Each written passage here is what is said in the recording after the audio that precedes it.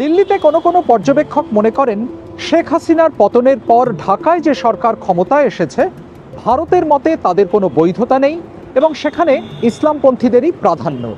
আর ঠিক সে কারণেই শেখ মুজিবের হত্যাকাণ্ডের পরও দিল্লির দিক থেকে সম্পর্ক বজায় রাখার যে তাগিদ দেখা গিয়েছিল এখন তার ছিটে ফোঁটাও দেখা যাচ্ছে না। সরকারটা যেটা এখন বাংলাদেশে আছে আমরা মনে করি এটা একটা ইল্লিগ্যাল সরকার। তো আমরা যদি এখন যদি কথাবার্তা যদি বলতে হয় আর এমনিতেও যদি বাংলাদেশের সাথে যদি একটা নর্মালাইজ করতে হয় রিলেশনশিপটাকে, কাদের সাথে কথা বলবে?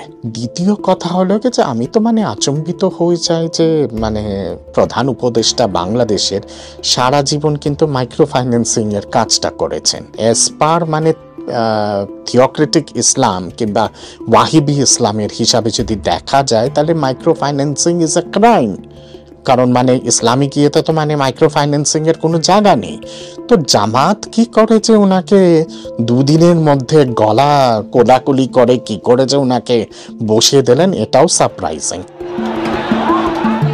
আজকে যদি ওরা শেখ মুজিবুরের ইতিহাসটা মুছে দিতে চায়, যতই চেষ্টা হোক না কেন, শেখ মুজিবুরের ইতিহাসকে বাংলাদেশের জনগণ থেকে মেটানোটা নেক্সট টু ইম্পসিবল।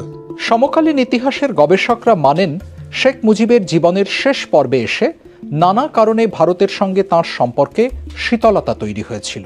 শেখ হাসিনার সঙ্গে সম্পর্কে অবশ্য সেরকম কোনো তিক্ততা কখনোই হয়নি, আর সেটাও সম্ভবত 1975 আর 2024-এ ভারতের দুরকম আচরণের আরেকটা কারণ। Shubhajyoti Ghosh, BBC news Bangla, Delhi.